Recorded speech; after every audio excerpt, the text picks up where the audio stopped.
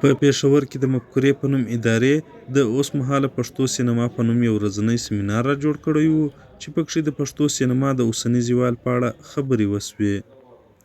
په دې سیمینار کې د پښتو سینما یو شمېر لوبغاړو او ډایرکټرانو ګډون کړی و.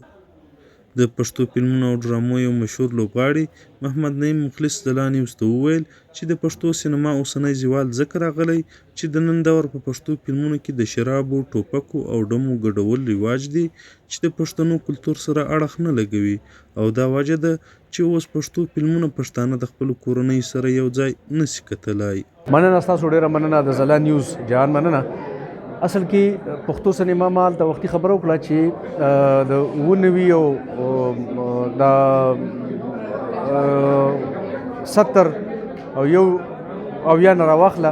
دا وخت ښه فلمونه جوړېدل، خانه بدوش او اوربل او دا بیا یو دور داسې راغی چې د یو اتیا نه پس بیا چې کوم فلمونه شروع شو هغه فحش فلمونو پنجابیانو به موږ ته وایي چې موږ ستاسو فلمونه ګورو پښتو، موږ به خوشحاله شو چې هلکه دې زموږ د پښتو فلم ګوري، په هغې به په بل سنس کې کتل که نه چېرې په دې کې تاسو سیکس ښایي او دا پکې ښایي او دا جینکۍ دي پکې او دا غټې او دا ډانسونه دي پکې. هغې نه پس به یو دور شروع شو د 90 نه وروستو 1 90 2 90 15 90 9 90 نسیم خان صاحب ښه فلمونه جوړ شو، زبردست فلمونه جوړ شو، خو له بده مرغه تر ننه پورې هماغه چاپ پښتو فلم کې روان دی، هغه کاږه ټوپک او کلاشینکوف او شراب او ډم او بدماشي. نو دغه وخت کې بیا زمونږ هغه کلچر سیستم ټول خراب شو، تر ننه پورې خراب دی. الله دې وکړي چې دا بیا جوړ شي. دې دپاره ډېر نن سبا خو پښتو هم نشته، سینماګانې هم نشته دی، هغه هنرمندان هم نشته چې بدر منیر او اصف خان او نعمت سرحدي به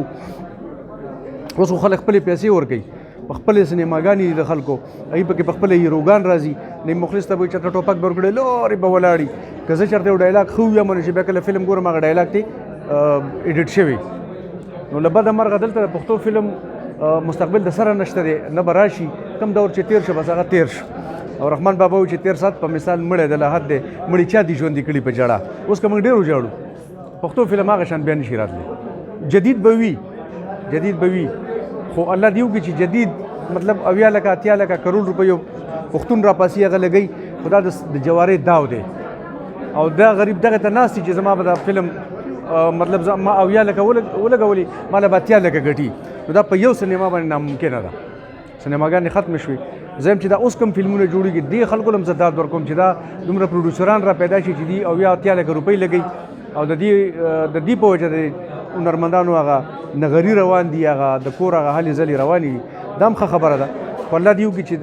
پښتو فلم بیا ژوندی شي او زه د خپلو بچو سره کتلی شم، تاسو یې کتلی شئ او وید فیملی خپل خاندان سره سړی فلم وګوري، دا به ډېره ښه وي. ښاغلی مخلص همدارنګه وایي چې دا معیار د اداري فساد او رشوت په وجه ګډوډ شوی دی او یو څه پکښې زموږ د پښتنو مزاج دی. د هغه په خبره د پښتنو د کلتور او حالاتو سره سمه سندره څوک نه اوري، خو بې معنا او له معیاره لرې سندرې او فلمونه بیا ډېر خلک خوښوي. معیار خدا دی چې لکه معیار د ټولو د هر سړي د څومره چې په دې سینما کې شامل خلک دي د ټولو د راسه معیار خراب دی. دلته که زما فلم سنسر بورډ ته راشي اسلام آباد ته 20,000 روپۍ وله ورکړه ستا فلم به پاس کېږي. مطلب که سنسر بورډ زما فلم منې کولی چې بھئی ولې دی کې داسې دی نو چېرې به زما فلم نه خرابېده. خو سنسر بورډ رشوت، اداکار رشوت، پروډوسر رشوت، ډایرکټر رشوت. بس دلته مسله دغه ده چې څنګه فلم خراب شو، قصه خرابه شوه، داسې شاعري خرابه شوه، داسې سندرغاړي خراب شو. هارون باچا مطلب دی چې وخت به راځي چې غاښ د زهرو به خامار نه لري، منصور به ګرځي مستانه مولا به دار نه لري. دغه سندره څوک نه اوري او دلته زلف دې لهراو جنې آګي پیچې جاو د بدقسمتۍ نه دغه سندره هیټ کېږي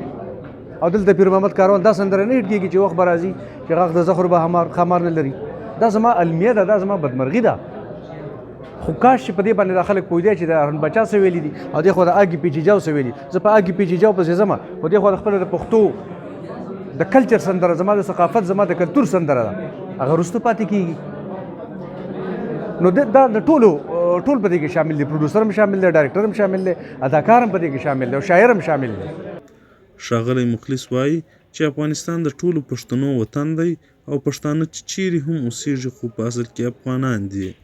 افغانستان خو زما وطن دی، افغانستان خو موږ په افغانستان باندې ویاړو. ما پرون په لایف کې دا خبره کړې وه بیا راته یو کس ویل چې څه دغه د ګلخان ملخان خبرې پکې شروع شوې خو ما زه دا خبرې زه نه منم نه په دې باندې زما تکیه ده نه زه دا خبرې ذهن ته اچوم نه ګلخان شته نه چې کوم دی نو پلانې او ډینګری شته دی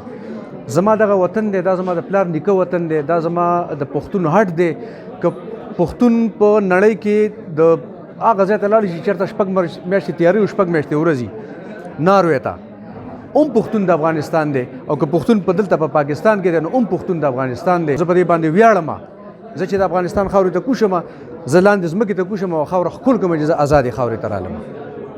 زما دومره مینه ده د افغانستان سره دغه د پښتنو وطن دی او دا داسې وطن دی دا داسې خاوره ده چې باچا خان بابا ویلي چې ما به په ازاده خاوره ښخوي چې هغه غلام نه وي هغه په ازاده خاوره ښخ دی او زه یم چې په نړۍ کې دا واحد خاوره ده چې په دې هېڅوک نه دي کامیاب شوي بغیر د پښتون نه په دې نه چا حکومت کړی نه یې پې څوک کولی شي او نه به یې پې څوک وکړي انشاءالله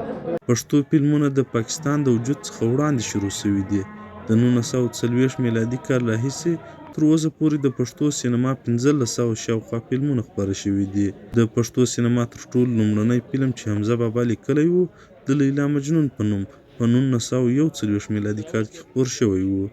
هغه وخت چې په نړۍ کې دوهمه نړیواله جګړه روانه وه